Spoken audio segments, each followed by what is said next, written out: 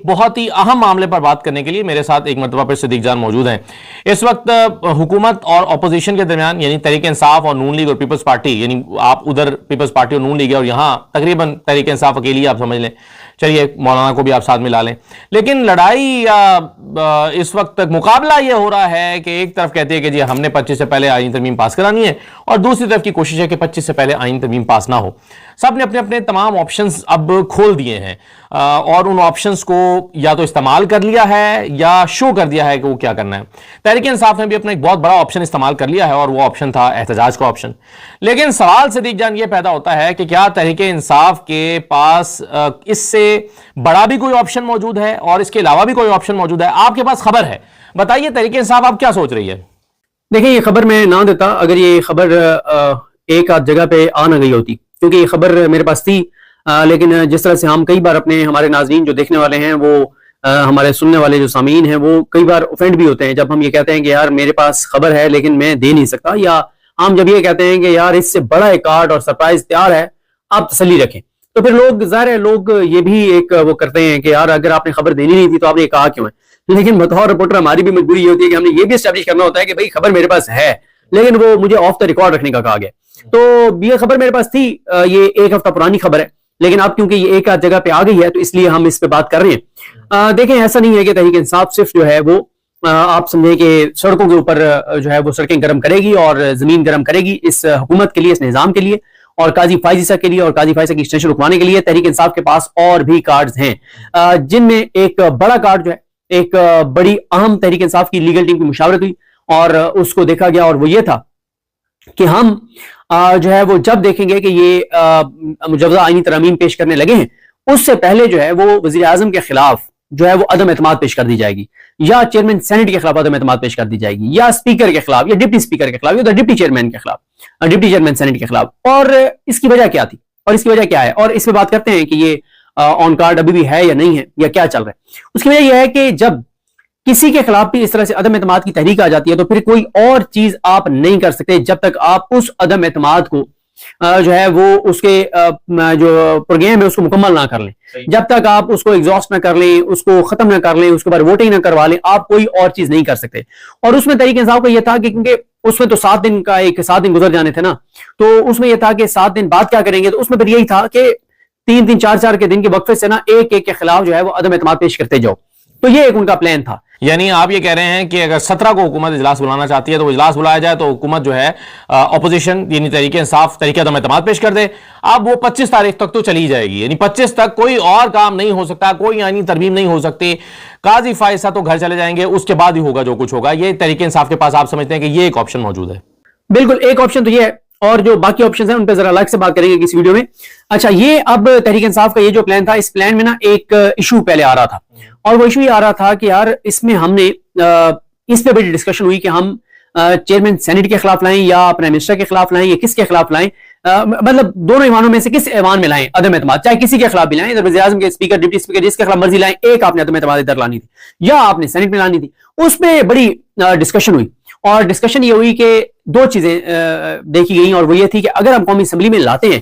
तो कौमी असम्बली में हमारे जो MNAs हैं इस वक्त उनको जिस तरह से ढूंढा जा रहा है, जिस तरह से उनकी फैमिली के साथ जो कुछ हो रहा है, और ये मैं आपको बता दूं असदुल्ला खान साहब के इस लम्हे तक जब हम ये वीडियो रिकॉर्ड कर रहे हैं, इस लम्हे तक कार्रवाइयां जारी हैं। क्योंकि यहां पे दोबारा वो मैं शुरू वाली बात करूंगा कि कई बार हमें ये कह दिया जाता है कि यार इस चीज को ऑफ द रिकॉर्ड रखना है। PTI से एक सेनेटर है, उनके बेटे को उठाया गया और अगवा किया गया और उनका एक बिजनेस है और मैं एग्जैक्ट नहीं बता रहा, मतलब मैं बताऊं कि क्या चीज सील हुई है तो पता चल जाएगा लोगों को मेरा इशारा किसकी तरफ है, क्योंकि मुझे नहीं लगता कि उन्होंने खुद अभी तक डिस्क्लोज किया है। तो उनका बिजनेस जो है वो सारा बंद कर दिया गया, उनके ऑफिस बंद कर दिए गए, सील कर दिए गए और ये पंजाब हुकूमत ने कार्रवाई किया, मरियम नवाज सरकार ने। तो अब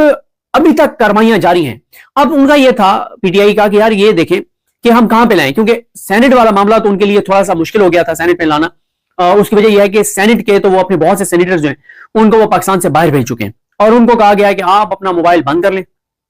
आप किसी के साथ राब्ते में ना रहें, MNAs भी महफूज मकाम पर मुंतकिल कर दिए। तो अब मसला यह है कि अगर ये अदम एतमाद जमा होनी है तो उसके लिए 60 से 65, ये एग्जैक्ट मुझे फिगर नहीं पता, लेकिन ये क्योंकि कुल ऐवान का 20% बनता है, तो ये जब 342 का ऐवान था तो तब ये 67-68 बनते थे, लेकिन अब क्योंकि 336 का ऐवान है तो उसका 20%, यानी तकरीबन आप अंदाज लगा लें कि 65-66 शायद MNAs जो हैं वो वहां पे इनको चाहिए। अब इनका ये था कि अगर हम अपने 65-66 MNAs लाते हैं तो ये ना हो कि वाह हो जाए, क्योंकि पहले ये सिक्योर पोजीशन में थे। 63 वाला जो फैसला है ना काजी फाइज ईसा का, उससे पहले तो ये सिक्योर थे, उससे पहले तो ये था ऑन कार्ड और ये इन्होंने करना ही करना था, क्योंकि उस वक्त इनका ये था कि ये जो हमारे MNAs हैं जिनको PTI का डिक्लेयर कर दिया गया है 39 सुप्रीम कोर्ट की जानिब से, वो तो कंफर्म है, क्लियर है, क्योंकि 41 बाकी को भी सुप्रीम कोर्ट ने कर दिया था, वो भी फ्लोर क्रॉस नहीं कर सकते थे, लेकिन फिर भी एक इनके हवाले से तो था 39 का, तो ये कंफर्म था कि ये तो तय है ना कि ये इनका वोट तो किसी सूरत हुकूमत जो है वो कहीं और नहीं डलवा सकती, डलवाएगी तो काउंट नहीं होगा, ये डी सीट भी हो जाएंगे। 39 वो सिक्योर थे और बाकी जो थे 41, उनमें से PTI के पास 20-25 ऐसे लोग तो कंफर्म थे जिनका उनको पता है कि यार ये कट जाएंगे, मर जाएंगे, लेकिन इमरान खान से बेवफाई नहीं करेंगे। लेकिन अब मसला यह है कि जब हुकूमत ने काजी फाइज ईसा साहब ने ये 63 वाला फैसला दे दिया, जिसके बाद यह है कि अब जो मुनर्रिफ रुकन होगा उसका वोट काउंट होगा, और वो डी सीट भी उस वक्त तक जाहिर नहीं होगा जब तक पार्टी सरबराह जो है वो उस रेफरेंस नहीं भेजता, और उसमें भी अभी PTI के इंटर पार्टी इलेक्शन और ये सारी चीजें, क्योंकि इलेक्शन कमीशन ने इनको एक्सेप्ट नहीं किया, तो वो डी सीट होना ही नहीं है किसी ने। तो और फिर आईनी तरमीम जब हो जाएंगी तो वैसे ये सारा मामला वो कहते हैं कि जाएगा जी कॉन्स्टिट्यूशनल कोर्ट में। तो अब जब 63 वाला फैसला आया तो अब दोबारा ये डिस्कशन हुई कि यार क्या करें। फिर इसमें फैसला ये हुआ था कि ये मामला इंतजार हुसैन पंजोता साहब के जरिए, और क्योंकि देखें इंतजार हुसैन पंजोता साहब को जो अगवा किया गया ना, उसकी वजह यह है कि इंतजार हुसैन पंजोता फोकल पर्सन थे इमरान खान साहब के, जो जेल में मुलाकातें होती थी उनके लिए। इमरान खान साहब और बुशरा बीबी के जो सबसे क्लोज, अगर मैं कहूं कि 2 या 3 लोग इस दौरान थे और हैं, उनमें से एक इंतजार हुसैन पंजोता है, जिन पे इमरान खान साहब बहुत शदीद एतमाद करते हैं। और मैं आपको एक चीज बता दूं इंतजार हुसैन पंजोता की, कि ये इमरान खान के साथ इतने मुखलिस हैं कि जब ये टिकटों का मामला था तो इनका बड़ा इन्फ्लुएंस था, जाहिर है इनकी रसाई थी इमरान खान साहब तक। उस वक्त तक तो आपको पता है कि PTI की लीडरशिप तो बाहर थी ही नहीं, पॉलिटिकल लोग तो बाहर थे ही नहीं, यही 4-5 लोग थे जो जाते थे। तो इंतजार हुसैन पंजोता का इस सारे में बड़ा किरदार था, तो इनको बहुत ऑफर्स हुई, पैसों की, गाड़ियों की, फ्लैट्स, ये वो, जमीनें, बड़ा बहुत इनको, लेकिन इन्होंने कहा जी सॉरी, खान साहब मुझ पर एतमाद करते हैं, मैं ये काम नहीं कर सकता। तो अब ये मामला इंतजार हुसैन पंजोता के जरिए खान साहब तक जाना था, और खान साहब से पूछा जाना था कि खान साहब रिस्क है इसमें, और रिस्क ये है कि हम अगर अपने MNAs को लाते हैं यहां पे और 60-65 MNAs को लाते हैं, और अगर उनमें से कोई अगवा हो गया, क्योंकि देखें इस वक्त तो पागल हुआ पड़ा है ना, ये हुकूमत तो पागल हुई पड़ी है। नवाज शरीफ कहते हैं कि मुझे मेरा काजी चाहिए, मुझे मेरा काजी फाइज ईसा 25 के बाद भी चाहिए, और अगर काजी साहब नहीं रहते तो उस पर भी मैं आपसे बात करूंगा कि फिर क्या होगा, मियां साहब की क्या हिकमत अमली होगी। तो मियां साहब जो है उनको क्योंकि उनका काजी चाहिए, तो वो कहते हैं कम वट में कुछ करना पड़े। अब आप बिलावल भुट्टो जरदारी का देख लेना, वो मेहर बुखारी साहब के प्रोग्राम में जस्टिफाई कर रहे हैं कि भाई अगर अदालत मखसूस निशस्तों का फैसला हमारे खिलाफ कर रही है तो फिर हम जस्टिफाइड है कि हम अगवा करके लोगों से वोट डलवाएं, वोट तो हमने डलवाना है, काजी को हमने रखना है। अब असदुल्ला खान साहब ये फैसला क्योंकि इमरान खान साहब ने करना था, और इमरान खान साहब के साथ मुलाकातों का मामला अब अड़ गया है, इसलिए कि समन रिफत इम्तियाज साहब के पास केस मैं एग्जैक्ट चेक नहीं कर सका कि आज है या नहीं है, और अगर आज और कल में फैसला नहीं होता तो फिर आगे हफ्तेवार है, छुट्टी है, फिर आगे सोमवार को वर्किंग डे है, फिर आगे 3 दिन छुट्टी है, तो फिर तो मामला लटक जाएगा, 17, 18, 19 तक लटक ही जाएगा, क्योंकि जो पंजाब हुकूमत है उसने भी मुलाकातों पर पाबंदी लगा दी है, जजेस ने भी एडजमेंट कर दी है, जजेस ने एडजन कर दिया। और यहाँ पे मैं एक चीज और भी वजाहत कर दूं, इस पे बहुत ज्यादा तनकीद हुई तहरीक इंसाफ के लीगल टीम के ऊपर कि इन्होंने अलकादिर में क्यों एडजमेंट की दरखास्त दी थी। अच्छा, अलकादिर केस था सोमवार को, मंगल को था तोशाखाना 2। इनके जहन में यह था कि हम अलकादिर को एडजन करवाते हैं, क्योंकि इसमें तहरीक इंसाफ की पॉलिसी यह है कि जब तक तोशाखाना 2 का फैसला नहीं आ जाता जमानत का, तब तक इसको डिले करें। क्यों? क्योंकि तोशाखाना 2 का जब फैसला आएगा तो बुशरा बीबी साहबा रिहा हो जाएंगी, तो इनका यह कि यार बुशरा बीबी को तो बाहर लाओ ना। मतलब खान साहब को तो अभी नजर आ रहा है कि और केसेस वो 9 मई वाले पेंडिंग रखे हुए हैं, 2-2.5 माह से उसकी जमानत नहीं हो रही 9 मई के केसों की, क्योंकि आलिया नीलम साहबा ने जो काम किया है, आलिया नीलम साहबा ने ATC के आजाद जजेस जो अपने हलफ से वफा करने वाले थे उनको चेंज कर दिया, और नए जजेस अभी तक नहीं लगे, जिस वजह से वो मामला लटका हुआ है। अब इस सारी सूरत हाल में सोमवार को उन्होंने एडजमेंट की दरखास्त देनी थी, फैसला यह था कि एडजमेंट की दरखास्त देनी और मंगल को हम जाके खान साहब से मिलेंगे, इसके लिए ये जो तोशाखाना 2 है उसमें मुलाकात हो जाएगी। सोमवार को जो इफ्साब अदालत के नासिर जावेद राना साहब हैं, जज हैं, वो गए ही नहीं अडयाला, और पहले इनको कॉल कर दी गई कि आप आ जाएं जनाब, इधर आ जाएं इफ्साब अदालत, वहां पे प्रोसीडिंग होगी। और फिर सोमवार को कॉल आ गई PTI की लीगल टीम को कि जनाब मंगल को तोशाखाना 2 भी इधर होगा स्पेशल कोर्ट में, उधर नहीं होगा अडयाला में। तो ये यानी पहले से फैसला हो गया था, तो इसमें PTI की लीगल टीम को सलमान सफदर साहब को या खालिद यूसुफ चौधरी, उस्मान रियाज गिल या जहीर अब्बास साहब को इल्जाम नहीं दिया जा सकता कि उन्होंने ब्लेंडर किया। नहीं, उनकी तो ये पॉलिसी पहले से ये थी कि हमने अलकादिर को लटकाना है, इसलिए लटकाना है अलकादिर केस को कि ये इन्होंने कन्विक्ट करना है बुशरा बीबी को और इमरान खान को, और एक बार बुशरा बीबी को तो रिहा करवाए ना, ताकि वो तो बाहर आए। इमरान खान साहब खुद भी बहुत अपसेट हैं, वो मुसलसल कहते हैं कि मेरी बीबी को इन्होंने रखा हुआ है। वो जाहिर है ऐसा नहीं है कि सिर्फ अपनी बीबी की बात करते हैं, वो अपनी खवातीन कारकुनान की बात करते हैं। कई बार कह चुके हैं कि यास्मीन राशिद और इंसानों पर बात करो और एग्रेसिव हिकमत-अमली अपनाओ। तो अब ये फैसला क्योंकि खान साहब ने करना था, अब ये देखते हैं कि तहरीक इंसाफ क्या करती है। लेकिन तहरीक इंसाफ ने यह फैसला किया था कि हम अदम एतमाद की तहरीक जो है, ये फैसला हो गया था कि ये हम जरूरत पड़ी तो पेश कर देंगे, लेकिन मशरूत थी इमरान खान साहब की इजाजत के साथ, जो कि अब इमरान खान साहब से मुलाकातें जो है वो उसमें रुकावट आ गई है और उसी वजह से। हाँ, लेकिन उसमें मेरा सवाल ये है ना कि देखें 16,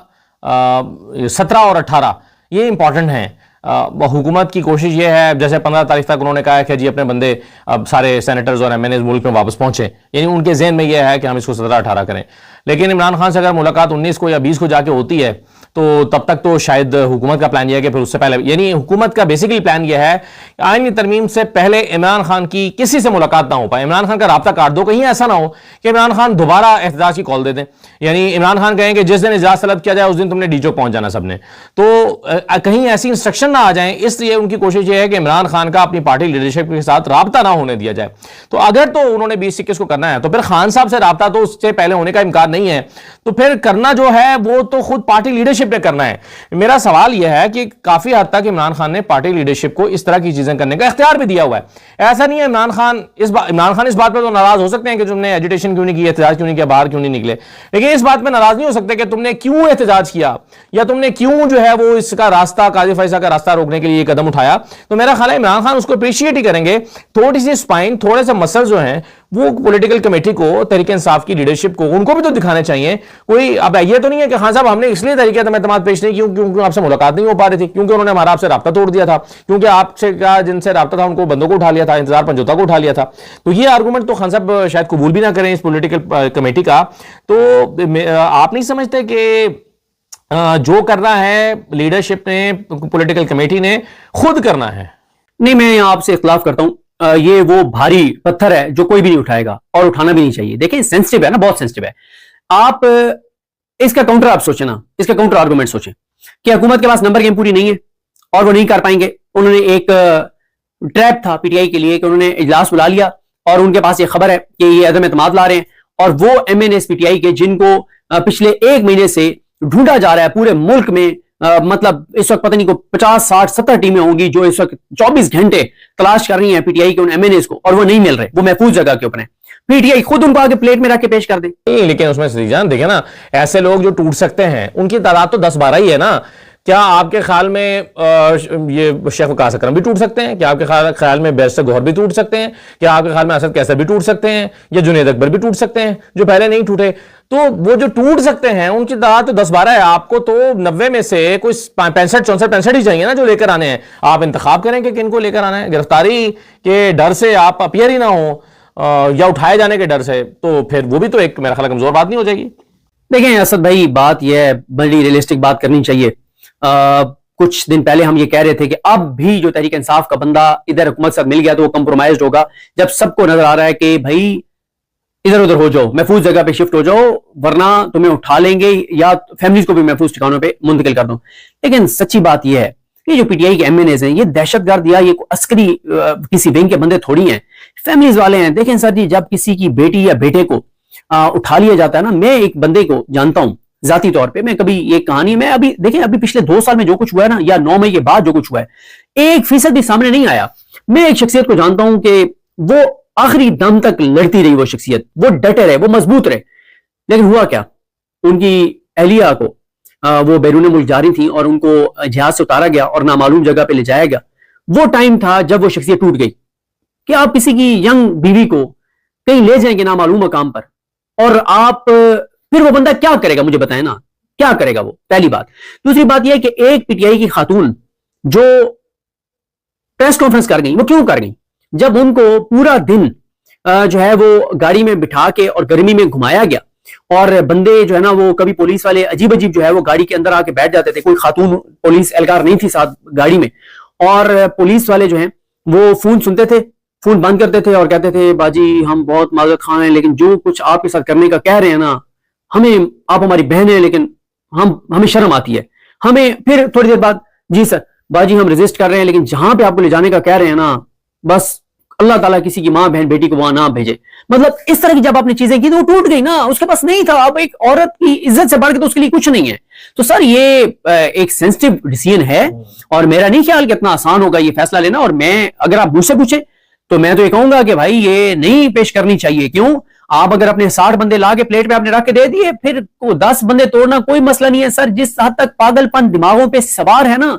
आप किसी की बेटी को उठा लेंगे, किसी की बहन को उठा लेंगे, किसी की बीवी को उठा लेंगे और वो रेजिस्ट करेगा, मैं नहीं समझता।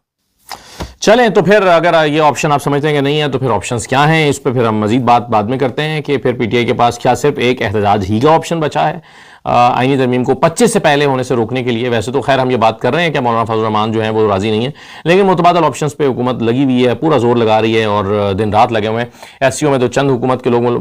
मसरूफ होंगे, बाकी सारी हुकूमत तो इसी काम पर लगी रहेगी एससीओ के दिनों में भी। तो फिर अगली वीडियो में बात करते हैं कि अब फिर ऑप्शन तहरीक इंसाफ के पास क्या हैं अगर वो चाहते हैं कि 25 से पहले आईनी तरमीम ना हो। तो इजाज़त दीजिए, बहुत शुक्रिया सदीक जान, आपका इजाज़त दीजिए, अल्लाह हाफिज़।